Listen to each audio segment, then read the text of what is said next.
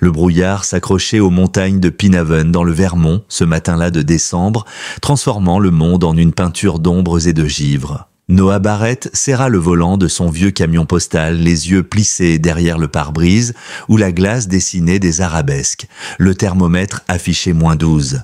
Un autre samedi solitaire sur sa tournée, puis il le vit. Un berger allemand titubant près de l'ancienne gare abandonnée, traînant quelque chose d'énorme derrière lui. Noah ralentit. Le chien, le pelage collé de glace, tremblait de tous ses membres. Derrière lui, un sac en toile sombre laissait une traînée rouge dans la neige.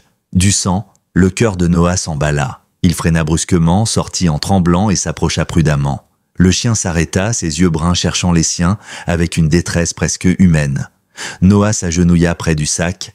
La fermeture éclair était bloquée. Ses doigts engourdis finirent par la forcer. À l'intérieur, un visage d'homme, livide, inconscient, les lèvres bleutées, à peine un souffle. Laissez un j'aime si cette aventure vous a touché et partagez vos impressions dans les commentaires en nous disant de quelle ville vous nous regardez. On continue la suite.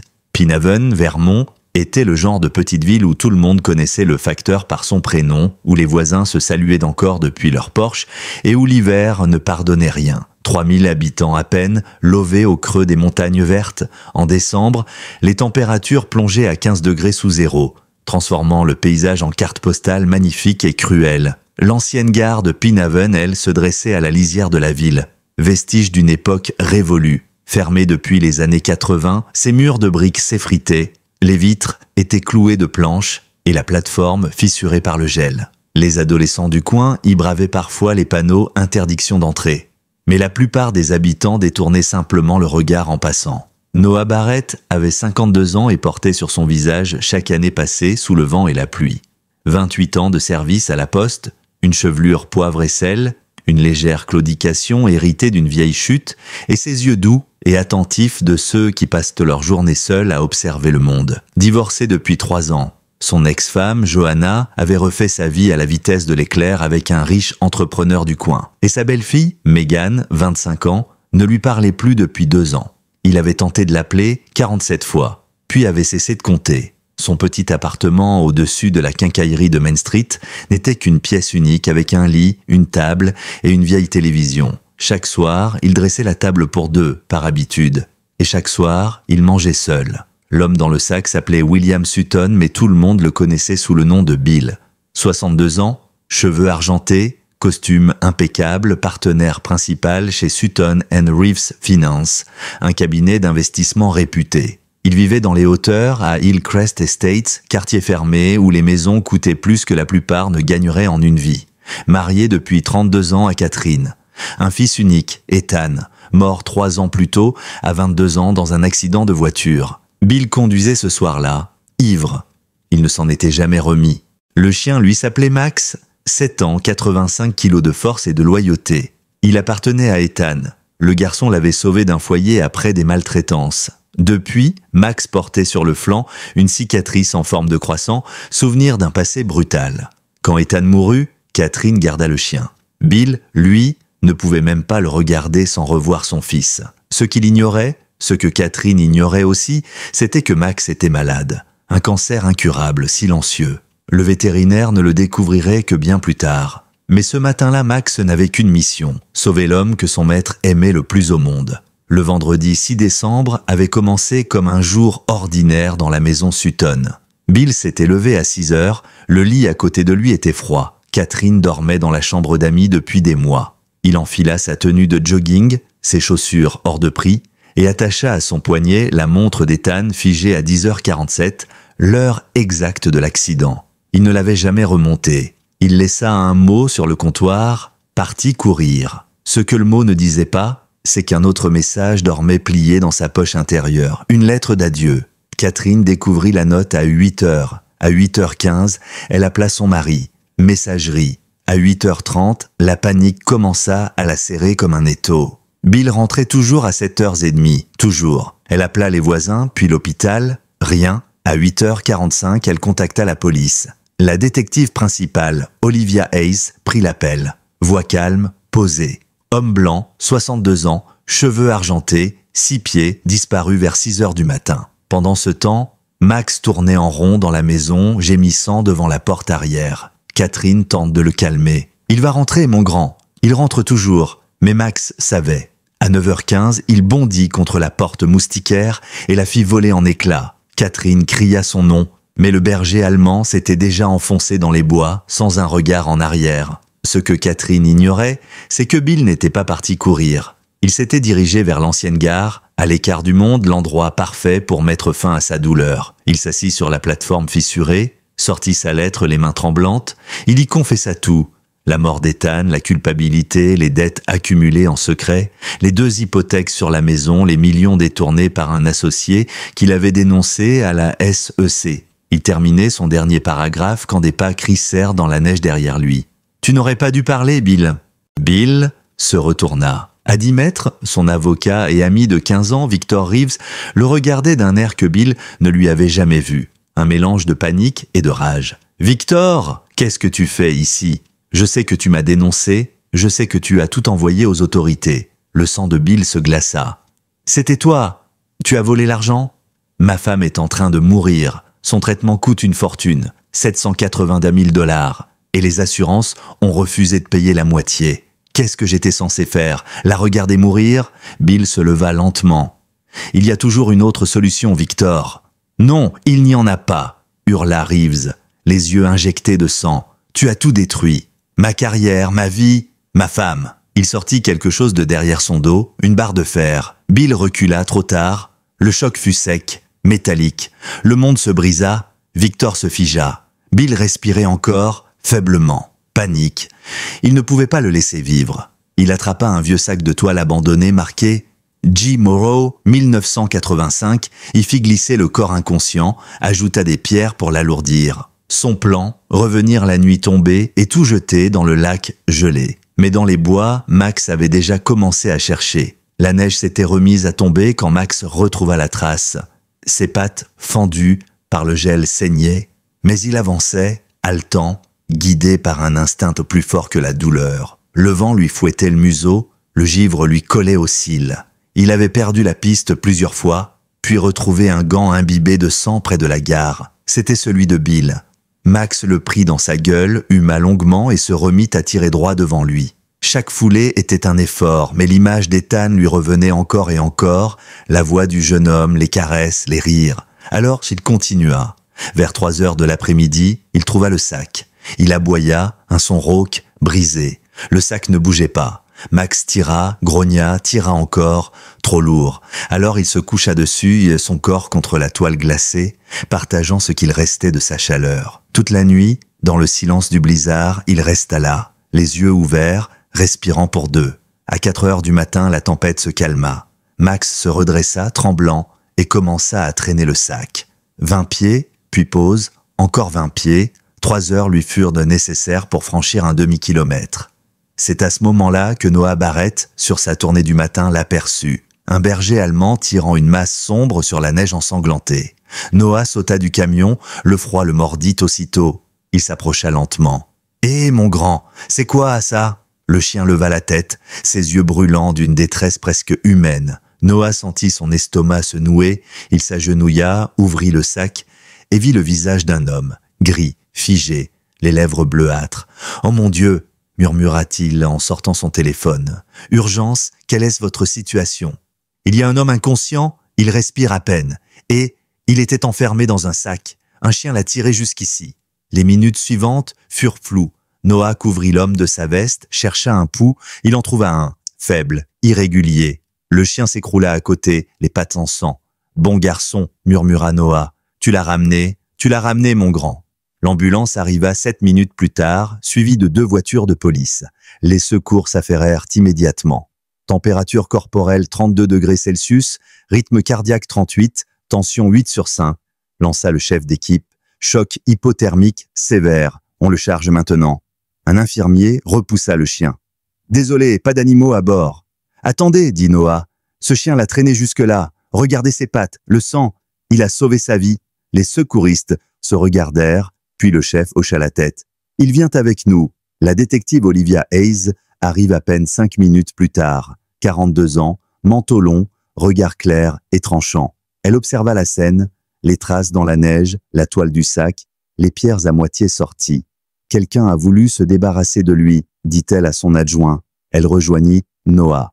C'est vous qui avez appelé? Oui, madame, j'étais sur ma tournée, j'ai vu le chien tirer quelque chose. Et le sac, vous l'avez ouvert? Oui. Il était vivant. À peine Ace baissa la tête, songeuse. Vous venez de sauver un homme, et ce chien aussi.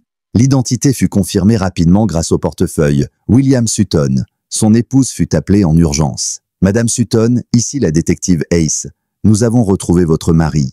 Il est en vie, mais dans un état critique. Il est à l'hôpital de Pinehaven. Un silence au bout du fil, puis un sanglot. Oh mon Dieu, comment? C'est ce que nous essayons de comprendre. Pouvez-vous me parler de votre chien Max? Oui, il a disparu ce matin. Est-il vivant? Oui, madame, et si votre mari s'en sort, ce sera grâce à lui. À l'hôpital général de Pinehaven, le docteur Rebecca Chen prit en charge Bill. Le scanner révéla une hémorragie cérébrale, plusieurs côtes fracturées et une cheville tordue. On le plongea dans un coma artificiel pour réduire l'inflammation. Les prochaines 48 heures seront décisives, annonça-t-elle à Catherine. Il a une chance sur 2. Catherine se tenait près du lit, tremblante, le visage creusé. Ses yeux s'attardèrent sur la cicatrice de son mari. Elle pensa à la valise cachée dans le placard, déjà prête depuis des semaines. Elle devait le quitter. Et pourtant, là, devant ce corps brisé, elle sentit autre chose. De la pitié, peut-être encore de l'amour. Une infirmière s'approcha. La police a trouvé ceci dans sa poche. Elle tendit une enveloppe scellée. Catherine la prit, l'ouvrit. Les mots tremblaient sous sa main. À Catherine, je suis désolé pour tout. Pour Ethan, pour les dettes, pour tout ce que j'ai détruit. Tu méritais mieux. Quand tu liras ceci, je serai déjà parti. Je t'aime. Ses genoux se dérobèrent. L'infirmière la rattrapa juste à temps. Mais il n'est pas parti, murmura la jeune femme. Il se bat encore. Dehors, Max refusait de quitter l'entrée. Les agents de sécurité avaient tenté de le repousser sans succès. Il s'asseyait simplement, têtu, fixant la porte. Catherine finit par sortir, les yeux rougis. « Viens Max, on rentre !» Le chien grogna. Une plainte basse, rauque. « Il te reproche quelque chose ?» murmura Catherine à voix basse. « Il sait que j'allais partir. » Noah revint avec un sac de croquettes et une gamelle d'eau. « Je peux rester avec lui ?» demanda-t-il. Catherine hocha la tête. « Vous n'êtes pas obligé. Je veux le faire. » Alors ils s'assirent côte à côte sur le trottoir glacé, le chien couché entre eux, respirant difficilement. Pendant ce temps, la détective Ace inspectait de nouveau la scène du crime. Le sac en toile portait encore une inscription à moitié effacée. G. Morrow, 1985. Elle lança une recherche dans les dossiers de personnes disparues. Quelques heures plus tard, un nom surgit. James Morrow, employé des chemins de fer, disparu en décembre 1985, jamais retrouvé. Elle rappela Noah. « Monsieur Barrett, ce nom vous dit quelque chose ?» Noah resta silencieux un moment. « C'était mon grand-père. »« Votre grand-père ?»« Oui. Il travaillait à la gare de Pinehaven. Il a disparu quand j'avais 7 ans. On n'a jamais su ce qui s'était passé. Je suis désolé, dit Ace doucement. Nous allons enquêter. Plus elle examinait les lieux, plus un détail la hantait, le sang. Il y en avait 2 types, de teintes distinctes. Et caché dans les buissons, elle trouva un levier métallique essuyé à la hâte. Les empreintes avaient été nettoyées, mais la tache brune sur le métal ne laissait aucun doute. Un enregistrement de la station-service voisine montrait une voiture quittant la zone à 7h30 du matin. Plaque, Marcus Thornton, associé de Bill Sutton. Le lendemain soir, Thornton fut convoqué au commissariat. 45 ans, visage creusé, costume froissé. Vendredi matin, entre 6 et 8 heures, où étiez-vous ? demanda Ace. Chez moi, je dormais. Votre voiture a été vue près de l'ancienne gare. Thornton pâlit. J'ai conduit là-bas, oui. Je cherchais Bill. Il ne répondait pas à mes appels. Pourquoi le cherchiez-vous ? Son avocat se pencha, murmura quelque chose. Thornton soupira. Bill avait découvert des irrégularités financières dans notre entreprise. Je voulais lui parler avant qu'il ne fasse quoi que ce soit. Ace consulta Los Registros. 2,5 millions détournés, mais les virements n'allaient pas sur les comptes de Marcus. Non, il filait ailleurs. Le lundi suivant, la température remonta à 0. Bill restait dans le coma, son visage d'un blanc presque transparent sous les néons. Catherine ne quitta pas la chambre. Elle lui parlait sans arrêt comme pour le retenir. « J'ai lu ta lettre » souffla-t-elle un soir. « Tu allais me quitter, et moi aussi j'étais sur le point de le faire. On s'est détruit, Bill. Ethan aurait eu honte de nous. On s'est punis, l'un l'autre, pendant 3 ans. Pour un accident. » Ses larmes coulèrent librement. « Je veux que tu reviennes, qu'on se pardonne, Qu'on arrête de mourir à petit feu dehors, Max dépérissait. 3 jours sans manger. Il ne buvait que par gorgées. Noah, inquiet, remarqua ses côtes saillantes. C'est ce jour-là qu'une femme apparut tenant un thermos et un sac de sandwich. « Vous avez été là tout ce temps ?» demanda-t-elle. « Oui, madame. Alors vous allez manger. » Elle lui tendit un sandwich. « Je m'appelle Helen Parker. »« Noah ?»« Eh bien, Noah, asseyez-vous. On ne laisse pas les gens seuls dans le froid. » Ils partagèrent le repas en silence, Max entre eux, le museau posé sur ses pattes. « Vous avez perdu quelqu'un, vous aussi, n'est-ce pas ?» demanda Hélène doucement. « Ma fille. Enfin, ma belle-fille. Elle ne me parle plus, vous avez essayé ?» 47 fois. Hélène esquissa un sourire triste. Les gens s'en vont, mais l'amour reste. Continuez à essayer l'après-midi. Une vétérinaire arriva, appelée par l'hôpital inquiet pour Max, Dr Sarah Mitchell. Après examen, son visage se fit grave. Il est déshydraté, les plaies sont infectées, et elle palpa doucement le ventre de l'animal. Je sens une masse. Il me faut une échographie. À la clinique, le verdict tomba, hémangiosarcome, un cancer agressif des vaisseaux sanguins. Catherine, prévenue, accourut. On peut le soigner ? Une opération pour retirer la rate, suivie de chimiothérapie. Il aurait peut-être 6 à 12 mois, mais c'est une procédure lourde, surtout à son âge. Faites-le. Peu importe le prix, Madame Sutton, murmura la vétérinaire. D'après la taille de la tumeur, il était malade depuis longtemps. Il souffrait déjà quand il a tiré votre mari à travers la neige. Les mots tombèrent comme une enclume. Catherine porte une main à sa bouche. Il savait, chuchota-t-elle, il savait qu'il mourrait, et il l'a fait quand même. 2 jours plus tard, à l'aube, quelque chose changea. Dans la chambre d'hôpital, les moniteurs bourdonnaient doucement. Catherine somnolait sur la chaise quand elle sentit un léger mouvement. Elle leva la tête. Les doigts de Bill bougeaient. Elle se redressa d'un bond. « Bill, tu m'entends ?» Un gémissement. Puis ses paupières s'ouvrirent lentement, dévoilant des yeux pâles et perdus. « Où je suis ?»« À l'hôpital, chérie. Tu es en sécurité. » Elle pressa le bouton d'appel. « Docteur !» Il se réveille. Le docteur Chen entra, entouré d'infirmières. « Doucement, monsieur Sutton. Vous avez subi un traumatisme crânien sévère. » Bill chercha ses mots. « Je me souviens de la neige et Max. » Catherine sentit les larmes lui monter. « Oui, Max t'a retrouvé. Il t'a sauvé. » Le nom sembla le ramener un instant. « Ethan, » murmura-t-il. « Ethan n'est plus là, mon amour. Tu te souviens ?» Bill ferma les yeux. « Oui, je me souviens. » Sa respiration se brisa. À 8 heures, Catherine demanda la permission d'amener Max. Le personnel accepta. Noah et Hélène aidèrent à le transporter jusque dans la chambre. Le chien boitait, les pattes bandées, mais dès qu'il vit Bill, il redressa la tête. « Regarde qui est là, mon grand » dit Catherine. Max s'approcha du lit, déposa doucement sa tête sur le matelas. Sa queue battit faiblement. Bill leva une main tremblante et la posa sur son crâne. « Mon brave garçon, ils m'ont tout raconté. Tu as tiré ce sac toute la nuit. Pourquoi tu n'as pas laissé tomber ?» Max répondit en lui léchant la main. Pour la première fois depuis des jours, il mangea un peu, quelques croquettes données par Bill.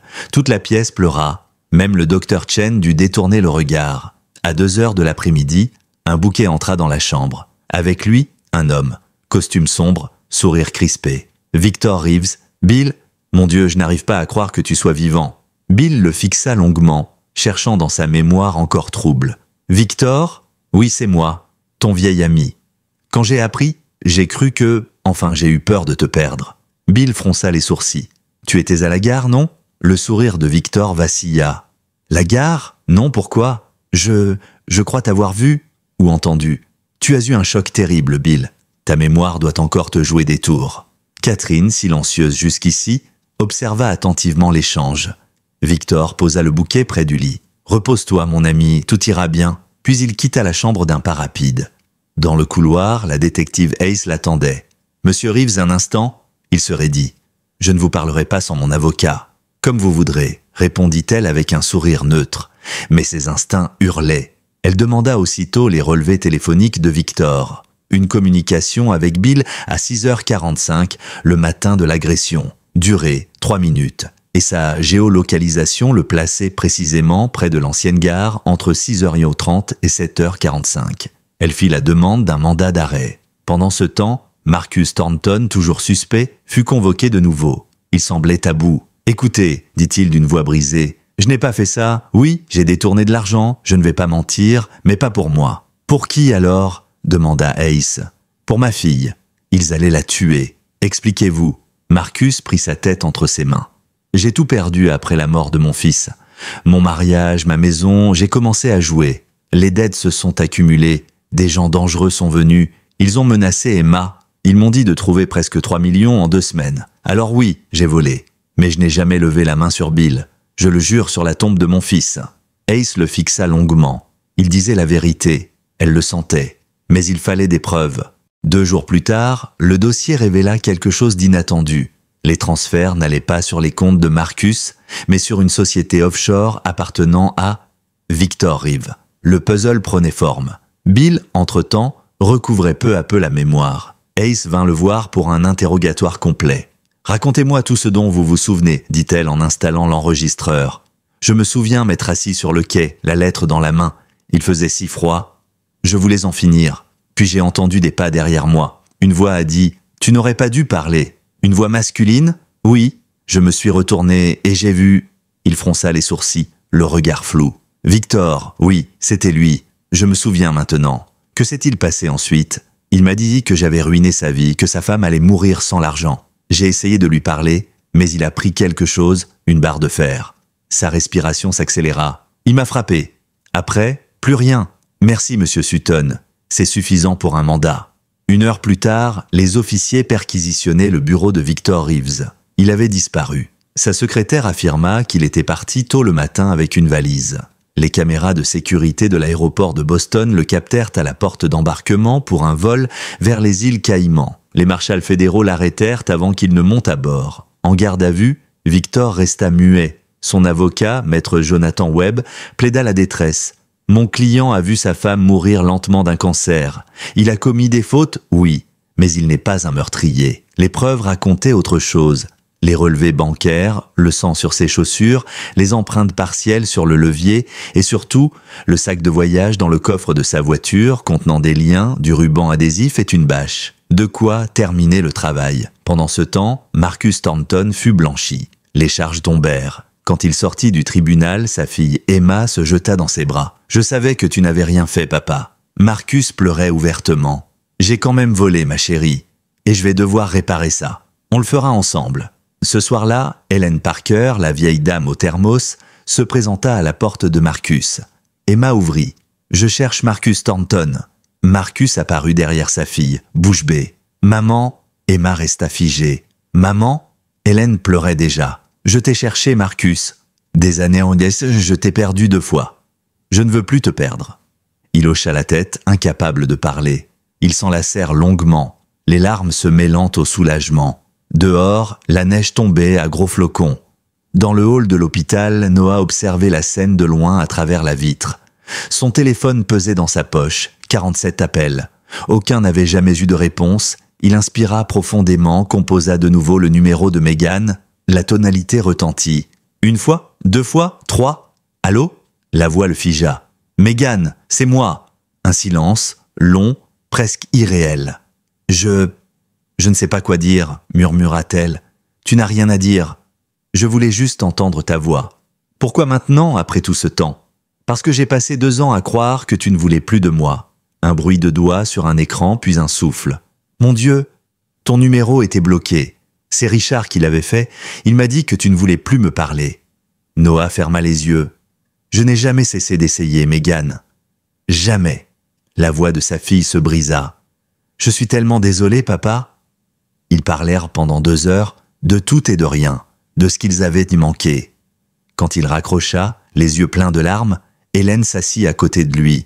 « Elle revient ? » ?»« Oui, » répondit-il dans un souffle. « Elle prend le bus vendredi. » Hélène lui sourit. « Vous voyez, les chiens n'abandonnent jamais. Et nous non plus. » Le mercredi suivant, le tribunal du comté de Windermere était plein à craquer. Journalistes, caméras, habitants de Pinhaven, tous voulaient assister au procès du siècle. On l'appelait déjà l'affaire du chien héros. Victor Reeves, vêtu d'un costume gris trop grand pour lui, gardait le regard fixe, presque vide. À ses côtés, son avocat, maître Webb, feuilletait ses notes avec une assurance étudiée. Le procureur ouvrit les débats sans détour. « Mesdames et messieurs du jury, Cet homme a tenté de tuer son ami de longue date pour dissimuler un détournement de fonds de plus de 2,5 millions de dollars. Il l'a frappé à la tête, enfermé dans un sac et laissé pour mort dans la neige. Si cet homme est vivant aujourd'hui, c'est uniquement grâce à un chien.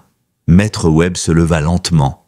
Mon client n'est pas un monstre. C'est un mari désespéré qui a tout perdu en essayant de sauver la femme qu'il aimait. Oui, il a fauté. Oui, il a volé.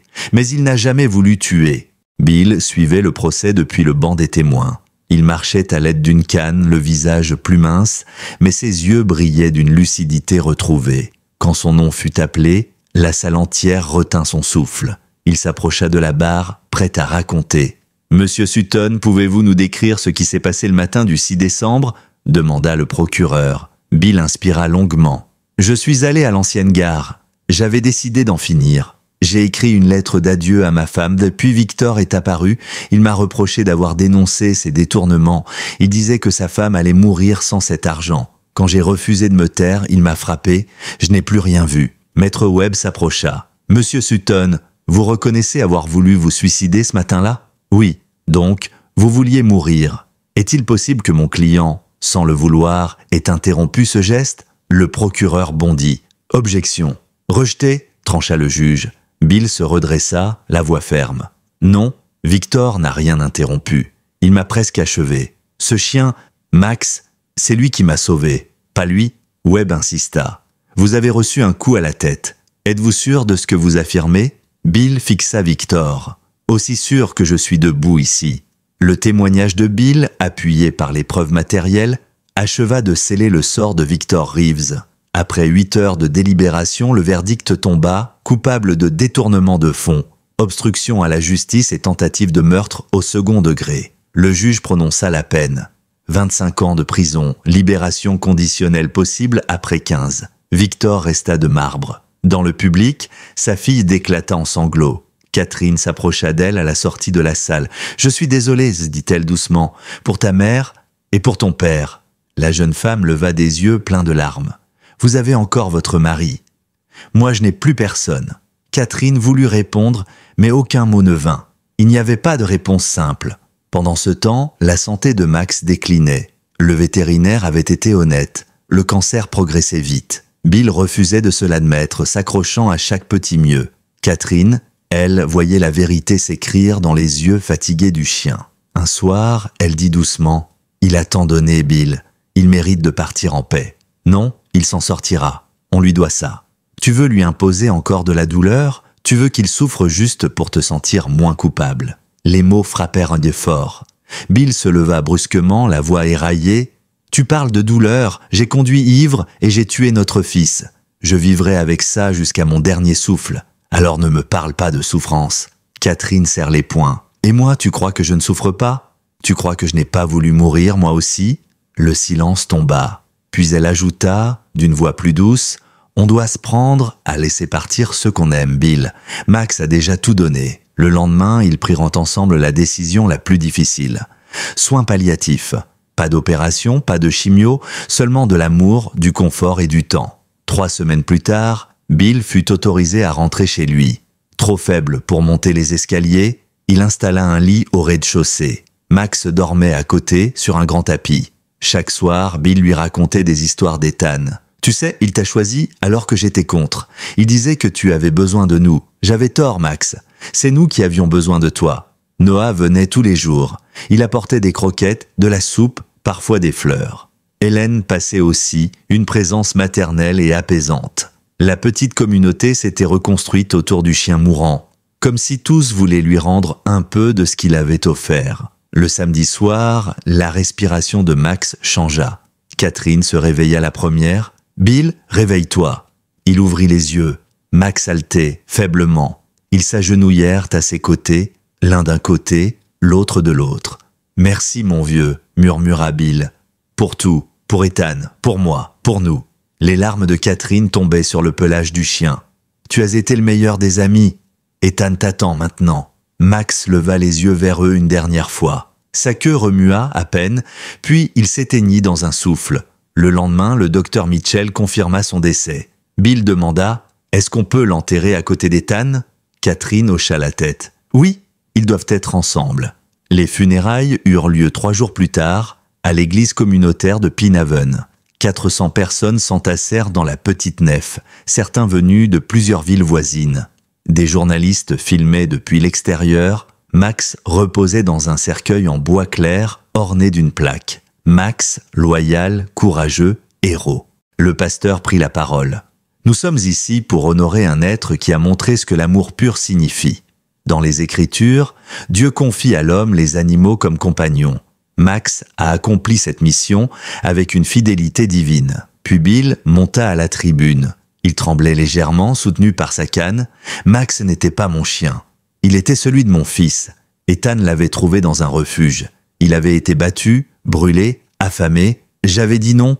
Je croyais qu'on ne pouvait pas réparer ce qui est brisé. Ethan m'avait répondu « Papa, il a juste besoin qu'on l'aime ». Un murmure parcourut l'assemblée. Et il avait raison. Max a guéri tous ceux qu'il touchait, même moi. 3 ans après avoir tué mon fils en conduisant ivre, j'étais prêt à mourir. Et c'est ce chien, mourant lui-même, qui m'a ramené à la vie. Si ça, ce n'est pas un miracle, alors je ne sais pas ce que c'est.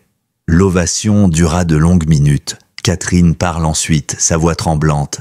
Max dormait devant la porte de la chambre d'Ethan pendant des années après sa mort. Parfois, je l'entendais gémir, comme s'il attendait qu'il rentre. Il n'a jamais cessé d'espérer. Il a aimé jusqu'au bout, sans condition, sans rancune. Il m'a rappelé ce que c'est, aimer vraiment. Puis Noah monta à son tour. Je n'ai connu Max que 3 semaines. Mais en 3 semaines, il m'a appris plus que bien des humains en une vie. Il m'a appris que la loyauté ne s'éteint pas avec la douleur, que même quand on pense tout avoir perdu, il reste toujours une raison de continuer. Son regard se posa sur Megan, assise au fond de la salle.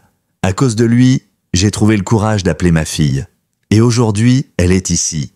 Des applaudissements éclatèrent. Megan se leva, les yeux humides, et Noah ajouta « Max n'a pas sauvé qu'une vie. Il en a sauvé plusieurs. » La cérémonie terminée, le cortège quitta lentement l'église. Le ciel s'était couvert d'un gris doux, presque apaisant, et une neige fine commençait à tomber. Au cimetière de Pinhaven, Max fut enterré juste à côté d'Ethan sous un grand chêne nu, le vent sifflait entre les branches. Bill s'agenouilla, tenant dans sa main un vieux ballon de baseball. C'était son préféré, dit-il simplement, avant de le déposer dans la tombe. Catherine posa le collier de Max sur la pierre d'Ethan, les médailles tintant une dernière fois. Le pasteur murmura une prière. « Seigneur, nous remettons Max entre tes mains, convaincus que tous les êtres aimants trouvent la paix à tes côtés. » Les gens restèrent longtemps refusant de partir, comme si quitter cet endroit revenait à dire adieu pour de bon. Beaucoup pleuraient sans honte. Noah, lui, resta en retrait. Megan s'approcha hésitante. « Tu veux qu'on rentre ensemble ?» demanda-t-elle timidement. Noah hocha la tête, incapable de parler. Sur le chemin du retour, le silence s'installa entre eux, pas pesant, mais fragile. « Je n'arrive pas à croire tout ce qui s'est passé ici, » dit-elle enfin. « Pinhaven a toujours eu sa part de miracles étranges, » répondit-il avec un sourire triste. « Et toi, papa ?» Le mot lui échappa. Elle rougit aussitôt. « Désolé, c'est juste... je ne sais pas pourquoi je l'ai dit. » Noah sentit son cœur se serrer. « Tu peux le dire si tu veux. Tu n'as jamais cessé d'être ma fille, Megan. » Elle détourna les yeux, luttant contre les larmes. « Maman m'a tellement dit de choses, que tu étais partie, que tu voulais une autre vie, que tu ne voulais pas d'enfant. Je n'ai jamais voulu partir, et si j'ai échoué, c'est parce que j'ai cru que j'étais incapable d'avoir un enfant. Les médecins m'avaient dit que j'étais stérile. C'est ce qu'elle m'a dit aussi. » Il hocha la tête. « C'est vrai, c'est ce qui a détruit notre mariage. » Quelques jours plus tard, Megan reçut un message inattendu. L'hôpital de Burlington annonçait un audit des anciens dossiers médicaux de 2002. Erreur de laboratoire, les échantillons de fertilité avaient été échangés. Noah Barrett n'avait jamais été stérile. Quand elle lui montra le mail, il resta sans voix. « Ça veut dire... » Megan le regarda incrédule. « Papa, ça veut dire qu'il est possible que je sois vraiment ta fille. » Le monde sembla basculer. Ils prirent rendez-vous dès le lendemain dans un centre de test ADN à Burlington.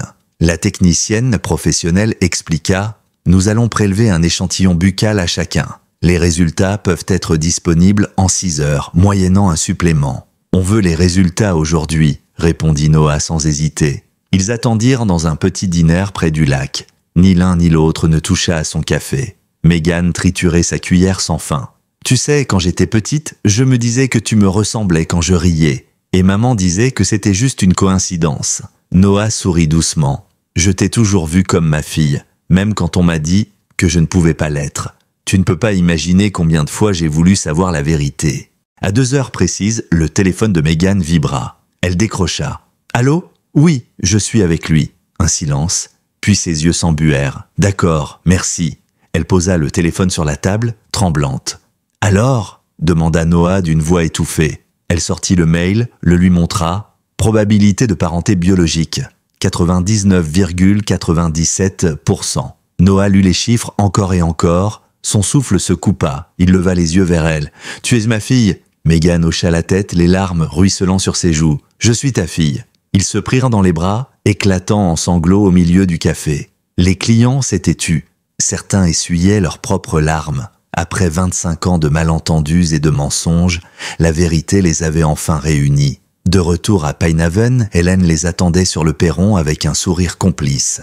Elle les regarda descendre de la voiture, leur visage encore mouillé de joie. « Alors ?» demanda-t-elle. « Elle est à moi, Hélène, » dit Noah en la serrant dans ses bras. « C'est vraiment ma fille. » Hélène rit doucement. « Oh, mon garçon, quelle merveille ! Une vérité qui arrive avec 25 ans de retard, mais juste à temps pour guérir tout le reste. » Le soir même, Megan appela sa mère. Noah resta dans la pièce d'à côté, silencieux. « Maman, j'ai fait un test ADN. » Un long silence. « Et il prouve que Noah est mon père, biologiquement. »« Megan, je... » La voix de Johanna se brisa. « Je ne savais pas avec certitude. J'étais jeune, confuse. Tu aurais pu vérifier, tu aurais pu me le dire. Je pensais que c'était mieux ainsi. Mieux pour toi peut-être, pas pour moi, pas pour lui. » Johanna tenta de plaider, mais Megan coupa court. « Je t'aime, maman, mais je ne peux pas te faire confiance pour l'instant. J'ai besoin de temps. » Quand elle raccrocha, Noah s'approcha. Elle tomba dans ses bras. « J'ai perdu une mère aujourd'hui, mais j'ai retrouvé un père. »« Non, ma chérie, » murmura-t-il. « Tu n'as rien perdu. Tu as juste retrouvé ce que tu aurais dû avoir depuis toujours. » Dans les semaines qui suivirent, la vie sembla lentement reprendre un cours normal. Bill et Catherine continuaient leur thérapie de couple. Marcus, désormais innocenté, entama un programme intensif pour soigner son addiction au jeu.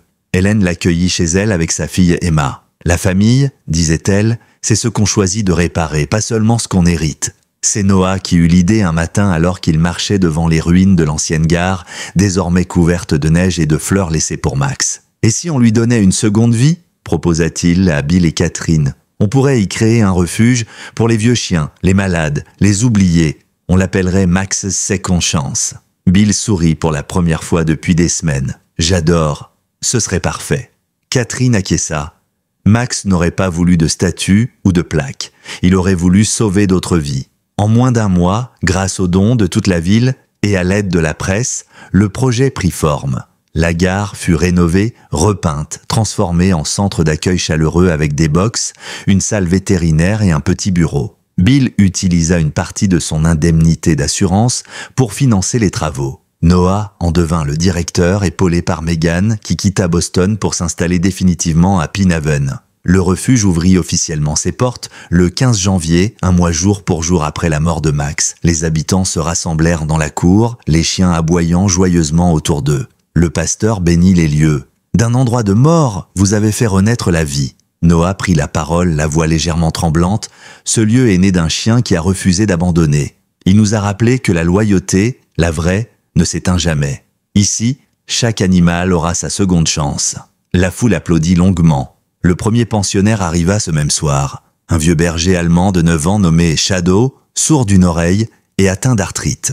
Personne n'en voulait. Noah, lui, le regarda et sourit. « Tu sais quoi, mon grand ? Toi et moi, on va s'entendre. » Shadow devint son nouveau compagnon. Et pour la première fois depuis des années, Noah ne dîna plus seul. Le refuge Max's Second Chance devint en quelques semaines le cœur battant de Pinehaven. Chaque jour, des habitants venaient déposer des sacs de croquettes, des couvertures ou simplement passer un moment avec les chiens. On y voyait des enfants jouer dans la neige avec des labradors rescapés. Des anciens vétérans promener des bergers allemands à la démarche lente, des bénévoles peindre les box en bleu et blanc. L'ancienne gare, autrefois symbole d'abandon, vibrait désormais de rire, d'aboiements et de chaleur humaine.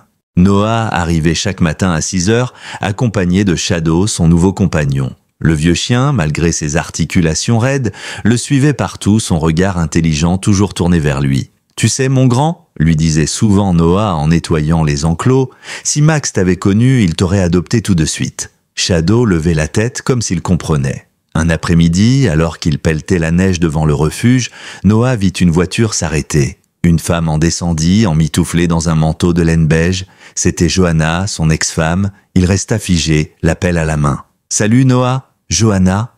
Il la salua sans chaleur, mais sans rancune non plus.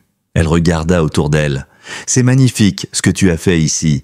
Megan m'en a parlé. C'est grâce à elle. Et à Max. » Johanna hocha la tête, visiblement émue. « Je ne savais pas pour le test. Je ne voulais pas te voler ça. J'étais jeune, effrayé. Quand j'ai découvert que tu étais probablement le père, j'ai eu honte. Alors j'ai préféré me taire. » Noah soupira. « Tu aurais pu me laisser décider. »« Je sais. » Ses yeux brillèrent. « J'espère juste que tu pourras me pardonner un jour. Je t'ai déjà pardonné, Johanna, mais c'est à Megan qu'il faudra du temps. » Elle sourit tristement. « Elle a ta patience. Peut-être même ton cœur. » Puis, après un silence, « Prends soin d'elle. Toujours. » Johanna s'éloigna, laissant derrière elle l'air glacé et une étrange paix dans le cœur de Noah. Pendant ce temps, Bill Sutton s'était investi corps et âme dans le refuge. Il venait tous les matins avec Catherine pour nourrir les chiens et promener ceux qui pouvaient encore marcher. Sa santé restait fragile, mais son énergie semblait revenir. Un jour, il dit à Noah, « Tu sais, moi avant, je croyais que l'argent pouvait tout réparer. Maintenant, je vois bien que c'est l'amour qui répare. Max m'a fait comprendre ça. » Noah hocha la tête, et il l'a fait sans dire un mot. Oui, le plus grand des professeurs n'a parfois pas besoin de parler. Catherine, elle, avait retrouvé son sourire. Elle avait commencé à peindre de nouveau. Ses toiles, inspirées de Max et des paysages enneigés de Pinhaven, attiraient l'attention des journaux locaux. Elle fit don de la moitié des ventes au refuge. « Il n'y a pas de meilleure manière de le remercier, dit-elle à Bill. Il nous a appris à recommencer. » Marcus Thornton, de son côté, vivait une transformation radicale. Sur 3 mois, il avait trouvé un emploi au refuge comme assistant logistique. Noah lui avait fait confiance, malgré les réticences de certains. « Tu es sûr ?» lui avait demandé Hélène. « Oui », répondit-il. Max a donné une seconde chance à Bill. Pourquoi Marcus n'aurait-il pas la sienne? Et il avait eu raison. Marcus s'était révélé d'une efficacité incroyable. Il organisait les collectes, gérait les livraisons de nourriture et avait même réparé l'ancien système de chauffage de la gare. Un soir, alors qu'il fermait le refuge, Marcus dit à Noah « Tu sais, je ne crois pas au hasard. Je pense que Max m'a ramené ici aussi, pour me rappeler ce que j'avais perdu. » Noah sourit. « Et qu'est-ce que tu avais perdu ?»« La foi. En moi, en les gens. En la possibilité de recommencer. » Alors bienvenue au club, les semaines passèrent et la notoriété du refuge dépassa bientôt les frontières de Pinhaven. Des journaux de Boston et de New York publièrent des articles intitulés « Le chien qui a sauvé un homme et inspiré toute une ville » ou encore « L'héritage de Max, un refuge qui redonne vie à ceux que tout le monde avait oubliés ». Les dons affluèrent. Des vétérinaires proposèrent leurs services gratuitement. Une association de dressage offrit des séances pour transformer certains chiens du refuge en animaux de thérapie. C'est Megan qui eut l'idée suivante. Et si on créait un programme d'adoption pour les vétérans? Beaucoup d'entre eux vivent seuls, isolés, et les chiens comme ceux de Max's Second Chance pourraient changer leur vie. Noah approuva aussitôt. On l'appellera Project Loyalty. Le lancement du programme fut un succès immédiat. Le premier vétéran à venir fut un homme de 70 ans, ancien du Vietnam, nommé Walter Briggs. Il choisit un beagle borgne nommé Toby. « Pourquoi lui ?» demanda Noah. Walter haussa les épaules. « Parce qu'il boite du même côté que moi, on sera assortis. » Tout le monde rit, mais quand il repartit avec Toby dans les bras, les yeux de Walter brillaient d'une émotion qu'aucune médaille n'aurait pu lui donner. Un soir d'hiver, alors que la neige tombait drue, Noah se tenait seul dans la salle principale du refuge, regardant les photos de Max accrochées au mur. Shadow dormait à ses pieds, ronflant doucement. Megan entra sans bruit. « Tu penses encore à lui ?»« Tous les jours. »« Moi aussi.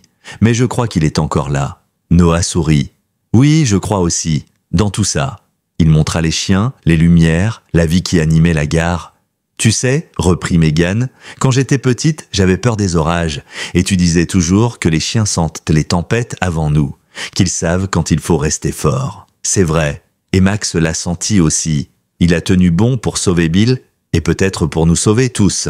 Elle posa la tête sur son épaule. Tu crois que les chiens vont au paradis? Si ce n'est pas le cas, alors le paradis n'a pas de sens, répondit-il doucement. À cet instant, un éclair illumina les vitres, suivi d'un tonnerre lointain. Shadow leva la tête, grogna faiblement, puis posa sa patte sur le pied de Noah comme pour dire « Je veille ». Noah sourit. « Oui, mon grand, je sais. Tu veilles sur nous. » Le printemps revint sur Pinehaven comme une promesse de renaissance. La neige se mit à fondre doucement le long des routes, révélant des champs humides et des collines couvertes d'une fine brume matinale. Au refuge, Max sait qu'en chance, les aboiements joyeux des chiens se mêlaient désormais aux cris des oiseaux revenus du sud.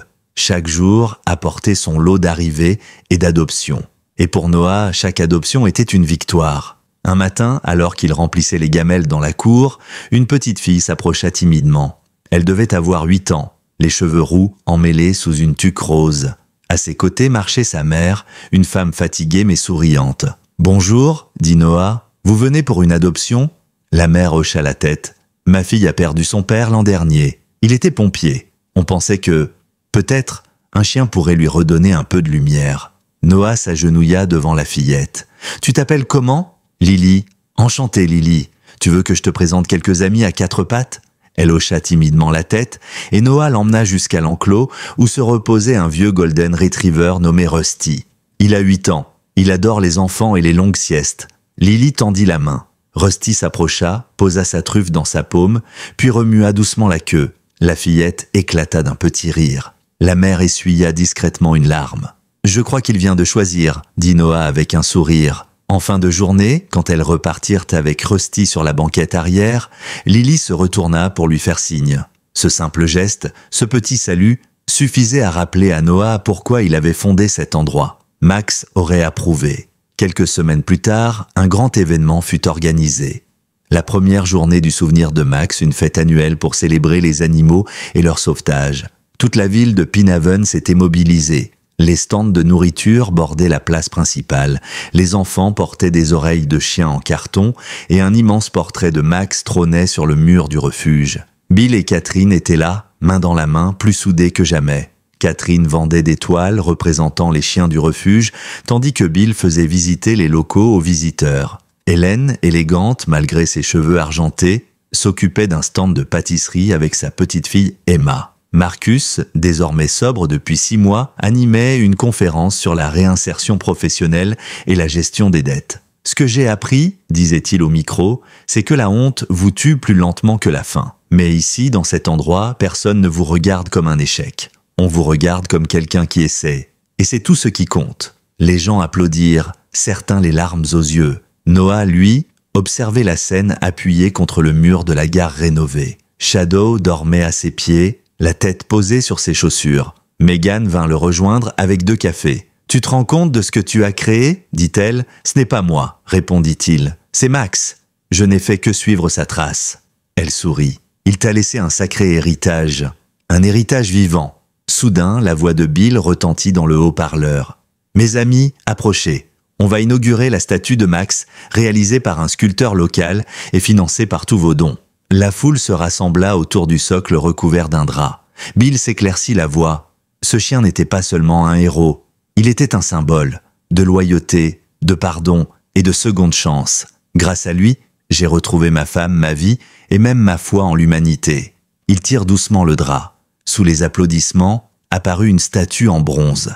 Un berger allemand majestueux, tirant un sac de toile, les muscles tendus, le regard fixe vers l'horizon. Sur la plaque, on pouvait lire « Max, il a sauvé l'homme que son garçon aimait le plus ». Les larmes jaillirent dans les yeux de Catherine. Noah sentit sa gorge se serrer. Le moment semblait suspendu dans le temps. Même Shadow, d'ordinaire si calme, se redressa et poussa un bref aboiement, comme s'il saluait l'esprit de son prédécesseur. La vie reprit son cours, paisible et douce. Bill et Catherine adoptèrent un jeune garçon issu du système d'accueil. Il s'appelait Tommy, 8 ans. Les yeux aussi vifs que ceux d'Ethan autrefois. « Il a traversé tellement de foyers, » dit Catherine à Noah. Mais quand il a vu la photo de Max, il a dit « C'est lui, mon ange gardien. » Alors, on a compris. Hélène, de son côté, vivait entourée de Marcus et Emma. Son petit pavillon ne désemplissait plus. Après tant d'années à manger seule, je me plains presque du bruit, plaisantait-elle. Marcus avait ouvert un cabinet de conseil financier éthique promettant de reverser 10% de chaque contrat signé au refuge. Il disait souvent « L'argent n'a pas d'âme, mais on peut lui en donner une ». Megan, elle, avait trouvé sa voie. Inspirée par l'histoire de Max, elle lança un podcast intitulé « Les gardiens invisibles », dédié aux récits de chiens héros et aux humains qu'ils avaient changés. Rapidement, l'émission devint virale. Des milliers d'auditeurs écrivaient pour raconter leurs propres histoires. « On devrait faire un épisode sur Pinehaven », proposa-t-elle un soir. « Tu veux dire sur Max ?»« Oui, mais pas seulement lui. Surtout ce qui l'a inspiré. » Noah accepta. « Alors on racontera tout, jusqu'au dernier détail. » Un jour de juin, alors que la lumière dorée inondait la vallée, Noah reçut un appel inattendu. « Monsieur Barrett, ici le bureau du shérif du comté de Windermere. Nous avons retrouvé quelque chose concernant votre grand-père, James Morrison. » Noah fronça les sourcils. « Mon grand-père, disparu en 1985 ? Oui. Nous avons découvert ses restes non loin de l'ancienne voie ferrée. Et nous avons trouvé une boîte métallique enterrée près de lui. Une boîte ? Oui, avec des lettres et un carnet. Vous devriez venir. » 2 heures plus tard, Noah se tenait devant le bureau du shérif. On lui remit une boîte rouillée, scellée de boue séchée. Il l'ouvrit avec précaution. À l'intérieur, des lettres jaunies, une photo de famille et un carnet à la couverture de cuir usé. Sur la première page, une phrase « Pour celui qui trouvera, je n'ai pas fui, j'ai été trahi ». Les jours suivants, Noah lut le carnet en entier. Son grand-père, ancien ouvrier ferroviaire, avait découvert en 1985 un trafic illégal d'armes utilisant les trains de fret. Il avait été réduit au silence par des hommes liés à la compagnie. L'affaire avait été étouffée. Grâce aux notes retrouvées, la police put rouvrir l'enquête. Le nom de la famille Morrison fut enfin lavé. Cette révélation bouleversa Noah. « Toute ma vie, je me suis senti né d'une lignée d'hommes disparus, brisés ou oubliés », confia-t-il à Megan. Mais tu vois, même après 40 ans, la vérité finit toujours par remonter. Comme Max dans la neige. Megan lui serra la main. Peut-être que tout ce qu'on enterre n'est pas perdu. Parfois, il attend juste qu'on ait assez de courage pour le déterrer. Le soir même, alors que la lune se levait sur Pinehaven, Noah s'assit sur le perron du refuge, Shadow à ses pieds. Le vent faisait frémir les arbres. Il leva les yeux vers le ciel, songeur. « Tu vois, Max, ton histoire n'a jamais été que la nôtre. Tu nous as sauvés les uns après les autres. Et maintenant, c'est à nous de sauver les autres à notre tour. » Shadow leva la tête, aboya doucement, puis posa sa patte sur sa jambe. Noah sourit. « Oui, je sais, tu le sens aussi. Il n'est jamais vraiment parti. » Les années passèrent, et Max's Second Chance devint bien plus qu'un simple refuge. C'était devenu une légende vivante, un symbole de renaissance, une sorte de phare pour tous ceux qui avaient perdu leur chemin. À Pinehaven, on disait souvent que « si tu as tout perdu, commence par aller voir les chiens ». Parce qu'ici, entre ces murs, des dizaines de vies humaines et animales avaient recommencé. Noah, désormais directeur à plein temps, avait quitté son ancien travail de facteur pour se consacrer entièrement au refuge. Il s'était installé dans une petite maison à 2 rues de là, avec Shadow, fidèle compagnon qui vieillissait doucement. Son pelage grisait, ses pas étaient de plus lents, mais son regard restait le même, calme, profond et empli d'une loyauté inébranlable. Chaque matin, avant même que le soleil ne se lève, Noah lui disait toujours « Allez mon grand, on a encore des vies à sauver ». Et Shadow, malgré ses douleurs, se levait toujours. Megan, quant à elle, avait transformé son podcast « Les gardiens invisibles » en un véritable phénomène national. Des centaines d'histoires de chiens héros y étaient racontées, des bergers allemands sauveteurs, des chiens d'assistance, mais aussi des anonymes qui avaient changé la vie d'une famille simplement par leur présence. Dans un épisode spécial, elle raconta enfin l'histoire complète de Max. Sa voix vibrait d'émotion. Ce chien n'a pas seulement sauvé un homme, il a sauvé une chaîne entière de vies. Comme s'il avait refusé de partir tant qu'il n'aurait pas recousu tout ce qui était brisé. Des millions d'auditeurs réagirent, les dons affluèrent. Des refuges partenaires se créèrent dans d'autres États sous le même nom. Max's Second Chance branche. L'un à Portland, un autre à Nashville, un troisième au Colorado. Chaque fois qu'on accrochait la même plaque. Pour tous ceux qu'on croyait perdus. Pendant ce temps, la vie poursuivait son œuvre silencieuse. Bill et Catherine vivaient à présent dans une maison près du lac avec leur fils adoptif, Tommy Jr., âgé de 8 ans. Bill boitait encore, mais son visage avait changé. Il portait enfin une paix qu'il n'avait pas connue depuis la mort d'Ethan. Chaque matin, il allait au refuge avec Tommy pour promener les chiens. « Regarde bien, fiston, disait-il souvent, les chiens savent de pardonner mieux que les hommes, c'est pour ça qu'ils nous sauvent. » Un jour, Tommy lui demanda « Tu crois que Max veille sur nous depuis là-haut ?» Bill sourit. « Pas besoin de lever les yeux. Il est juste ici, dans ce qu'on fait chaque jour. » Catherine, elle, avait organisé une exposition intitulée « Les âmes fidèles », une série de portraits d'animaux sauvés par le refuge et de leur nouveau maître. L'exposition fit le tour de l'État, reversant tous les bénéfices à l'association. À la cérémonie d'ouverture, elle dit « L'amour qu'un animal vous offre n'a pas besoin de mots, mais parfois une image suffit à rappeler ce que les mots ne peuvent te dire. » Marcus Thornton, après des années de lutte, avait remboursé intégralement sa dette à la société qu'il avait trahie. Sur depuis 6 ans, il était devenu un pilier de la communauté. Avec l'aide de sa fille Emma, désormais travailleuse sociale, il créa un programme baptisé Rebuild, aidant d'anciens détenus à se réinsérer en travaillant avec les chiens du refuge. Quand on apprend à rééduquer un animal blessé, on rééduque aussi une partie de soi, expliquait-il. Hélène, sa mère, assistait fièrement à chaque séance.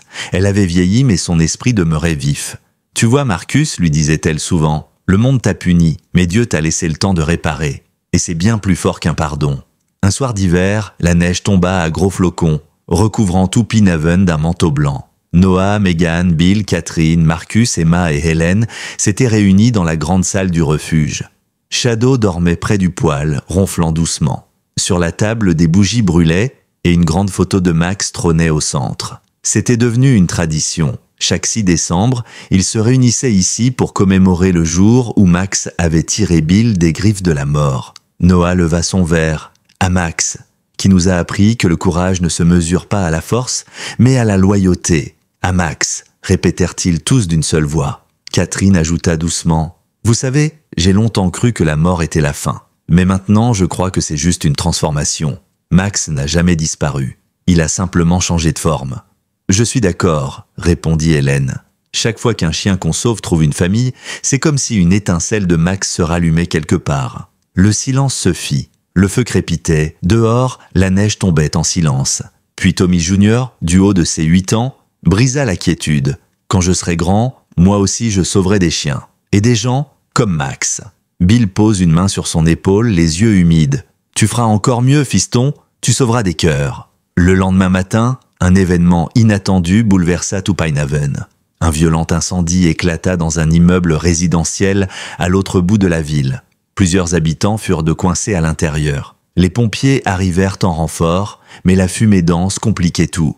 Noah, alerté par radio, reconnut l'adresse. C'était le bâtiment où vivait une des familles de bénévoles du refuge. Sans réfléchir, il prit son camion et fonça sur place, Shadow à ses côtés. Quand il arriva, les flammes dévoraient déjà le 3e étage, des cris s'élevaient. Un pompier le retint. « Monsieur, reculez, c'est dangereux !» Mais Noah avait déjà vu une petite fille à la fenêtre, terrifiée. « Il y a encore quelqu'un là-dedans » cria-t-il. « On attend les renforts !» Trop tard. Shadow s'était déjà élancé dans la fumée, sans hésiter une seconde. Noah hurla son nom, mais le chien disparut dans le noir. Quelques secondes plus tard, un aboiement retentit, suivi d'un cri d'enfant. Shadow ressortit, haletant, tirant par la manche une fillette couverte de suie. Noah la prit dans ses bras, la portant à l'écart, tandis que les pompiers se précipitaient. Mais Shadow, lui, s'effondra à quelques mètres de là, incapable de respirer. Noah se jeta à genoux. « Shadow, et reste avec moi !» Les pompiers tentèrent de l'aider, mais le vétérinaire appelé sur les lieux fut formel. L'inhalation de fumée était trop grave. Shadow mourut quelques minutes plus tard, la tête dans les mains de Noah. Il resta là longtemps, incapable de parler, incapable même de pleurer. Il n'y avait que la neige qui tombait lentement sur le corps du chien, comme pour le recouvrir d'un voile de paix. « Tu l'as fait encore une fois » murmura-t-il enfin. « Comme Max. Tu n'as pas fui ? Tu es allé jusqu'au bout. » Les funérailles de Shadow furent sobres, mais bouleversantes. On l'enterra près du refuge, non loin de la statue de Max. Sur la pierre, on grava « Shadow, il a suivi les pas du héros ». Cette perte raviva la mémoire de tous. Et dans les semaines qui suivirent, l'incendie devint à son tour un symbole, celui de la transmission. Car à travers Max, puis Shadow, c'était toute une philosophie qui continuait de vivre. celle du courage silencieux, de la loyauté sans calcul et du pardon sans condition. Noah, malgré sa peine, trouva la force de poursuivre. Il dit un jour à Megan, « Max a commencé quelque chose, Shadow l'a continué. Et maintenant, c'est à nous de veiller à ce que ça ne s'arrête jamais. » Megan acquiesça. « Alors faisons en sorte qu'il ne soit jamais oublié. » 3 ans passèrent. Pinhaven n'était plus tout à fait la même. Ce qui avait commencé comme une petite ville tranquille marquée par ses drames était devenu un lieu connu dans tout l'État, un symbole de compassion, de reconstruction et de foi en la vie. Chaque fois qu'un visiteur franchissait les portes du refuge Max's Second Chance, il sentait quelque chose d'indéfinissable. Une chaleur, une présence, comme si Max et Shadow veillaient encore, invisibles, sur chaque chien qui y posait la patte. Noah, les cheveux un peu plus gris, continuait de diriger le refuge avec la même passion. Il ne s'était jamais vraiment remis de la perte de Shadow, mais il avait appris à transformer sa peine en force. Sur le mur de son bureau, 2 portraits pus trônaient côte à côte. Celui de Max, celui de Shadow. Sous les cadres, une phrase gravée dans le bois. Ils nous ont appris que le courage se transmet. Un matin de printemps, Megan entra dans le bureau, un grand sourire aux lèvres. « Papa, j'ai une nouvelle ?» Noah leva les yeux de ses dossiers. « Je t'écoute, tu vas être grand-père. » Il resta muet, les yeux écarquillés. « Quoi ? Oui ?» Elle rit, les larmes aux yeux. 6 semaines déjà. Il se leva lentement, puis la prit dans ses bras. « Mon Dieu, Megan !» Elle murmura contre lui. « J'aimerais l'appeler Duke, si c'est un garçon. » Noah sourit. « Duke ? Oui. En hommage à Max et Shadow, 2 rois sans couronne, 2 héros sans mots. » Il hocha la tête, ému. C'est parfait. Les mois suivants, Megan continua d'animer son podcast tout en préparant l'arrivée du bébé. Le refuge, lui, connut sa plus belle année. Près de 130 chiens furent adoptés, un record. Bill et Catherine, désormais bénévoles à temps plein, s'occupaient de l'accueil et des soins. Marcus gérait les finances du réseau des 5 refuges partenaires. Et Hélène, toujours vive malgré ses 92 ans, venait chaque semaine raconter des histoires aux enfants du programme « Lecture avec un chien ». Un soir, elle dit à Noah, « Tu sais mon garçon, la vie, c'est comme ces chiens que vous sauvez. Elle te mord parfois, elle te blesse. Mais si tu la regardes avec douceur, elle finit toujours par te lécher la main. » Noah rit. « Tu devrais écrire un livre, Hélène. »« Oh non, répondit-elle avec malice. Je préfère que ce soit toi qui le fasses. Tu écris mieux que moi. Et puis, ce sera ton héritage à toi. » Cette idée resta dans l'esprit de Noah. Quelques semaines plus tard, il commença à écrire. Pas un roman, pas un témoignage journalistique, juste une lettre. Une longue lettre à Max, mon vieux. Tu n'étais pas qu'un chien. Tu étais une âme venue réparer des âmes. Tu as tiré un homme d'un sac, mais en vérité, tu as sorti tout un village de l'ombre. Et même après ton départ, tu as continué à agir. Shadow a repris le flambeau. Puis nous, à notre tour, on a appris à tirer les autres hors de leur propre neige. Si un jour, un enfant lit ces lignes et me demande ce qu'est un héros, je lui répondrai « C'est quelqu'un qui aime sans se demander si ça en vaut la peine. Merci Max, pour tout. » Quand il posa le stylo, il sentit une paix rare. L'été arriva, lumineux et doux. Megan donna naissance à un petit garçon en pleine santé. Elle tint à accoucher à Pinhaven, dans la même clinique où Bill avait été sauvé des années plus tôt. Noah entra dans la chambre, ému aux larmes. « Viens dire bonjour à ton petit-fils », dit Megan en souriant. Il s'approcha, et quand le bébé ouvrit les yeux, d'un bleu clair presque translucide, Noah sentit un frisson. « Salut, petit Duke », murmura-t-il. « Bienvenue à la maison. » Quelques mois plus tard, le refuge organisa une grande fête pour le premier anniversaire du programme national Max's Second Chance Network. Des bénévoles étaient venus de tout le pays accompagnés de chiens sauvés. Sur scène, Megan présenta son fils au public. « Voici Duke. Il ne le sait pas encore, mais sans Max et Shadow, il ne serait peut-être pas là aujourd'hui.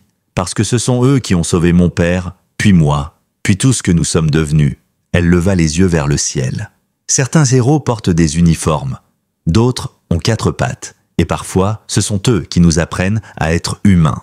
Les applaudissements retentirent longtemps, remplissant la vallée d'un écho presque sacré. Bill, Catherine, Hélène, Marcus, tous étaient là, debout, les yeux brillants. À la tombée du soir, alors que tout le monde s'était dispersé, Noah resta seul dans la cour, le vent soufflait doucement.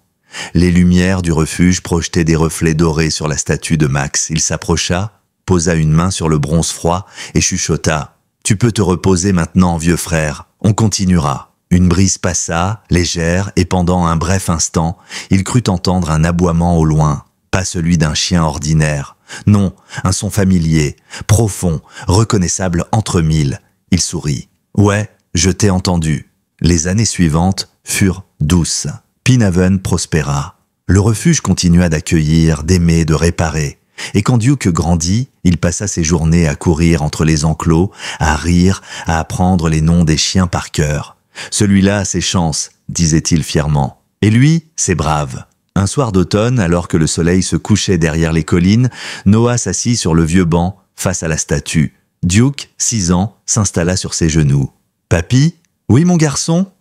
Tu crois qu'il y aura encore des chiens comme Max et Shadow ?» Noah sourit. « Il y en aura toujours. Tant qu'il y aura des cœurs comme le tien pour les aimer. » Le petit leva les yeux, rêveur. « Alors moi, quand je serai grand, je veux être comme eux. » Noah embrassa sa tête. « Tu l'es déjà. » Les années s'écoulèrent doucement sur Penhaven. Les saisons passaient, les flocons remplaçaient les feuilles, les fleurs renaissaient là où la neige s'était posée. Et à chaque printemps, le refuge Max's Second Chance fleurissait un peu plus.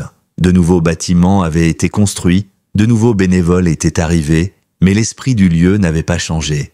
Dans chaque regard, dans chaque geste, on sentait la même loyauté tranquille. Et au centre de tout cela, la statue de Max veillait encore, patinée par le temps, couverte de fleurs fraîches et de rubans déposés par les visiteurs venus des 4 coins du pays. Noah, désormais âgé, marchait plus lentement, mais il venait toujours au refuge. Son pas traînait un peu, sa voix était plus douce, mais son regard restait vif.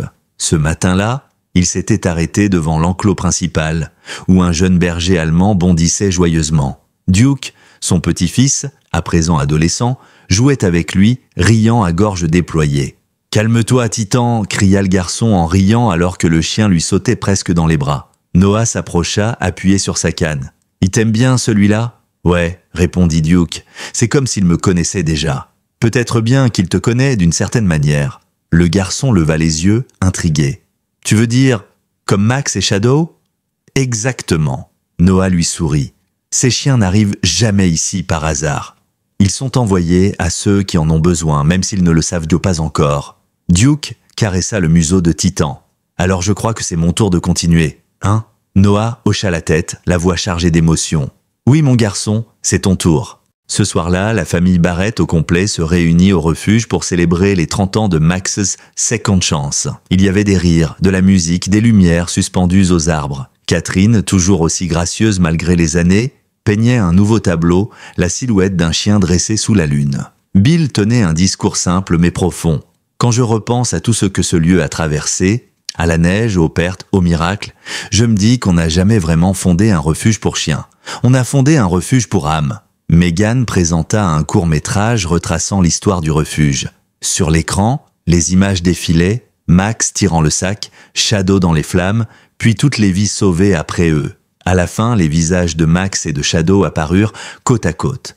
Le public se leva, silencieux, certains pleuraient, d'autres souriaient avec reconnaissance. Quand la foule se dispersa, Noah resta seul quelques minutes dans la grande salle vide. Il sortit de sa poche une lettre pliée avec soin, la dernière qu'il avait écrite. Il s'assit sur le banc en bois près de la fenêtre et la lut à voix haute, doucement, comme une prière. À Max, à Shadow, je me demande parfois si vous saviez ce que vous faisiez vraiment. Si vous saviez que chaque pas, chaque aboiement, chaque souffle allait changer tant de vies. Peut-être pas. Peut-être que vous suiviez simplement votre cœur, et c'est pour ça que vous avez tout réparé. Grâce à vous, une ville s'est relevée, une famille s'est retrouvée, et des enfants ont appris que l'amour ne meurt jamais. Vous avez prouvé que la loyauté ne s'enseigne pas, elle se vit. Et aujourd'hui, ce sont d'autres chiens, d'autres mains, d'autres cœurs qui portent de votre flambeau. Je pars bientôt, mais je pars en paix, parce que je sais que Duke veillera sur ce lieu, et que dans chaque regard de chien sauvé, il y aura un peu de vous deux.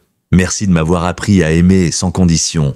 Merci de m'avoir appris à rester. Votre ami pour toujours, Noah. Il replia la lettre et la déposa dans la boîte scellée au pied de la statue de Max. Puis il leva les yeux vers le ciel. La nuit était claire, la lune brillante. Une brise légère se leva, soulevant la neige poudreuse autour de lui. Et dans ce murmure du vent, il crut entendre 2 aboiements lointains entremêlés, l'un grave, l'autre plus aigu.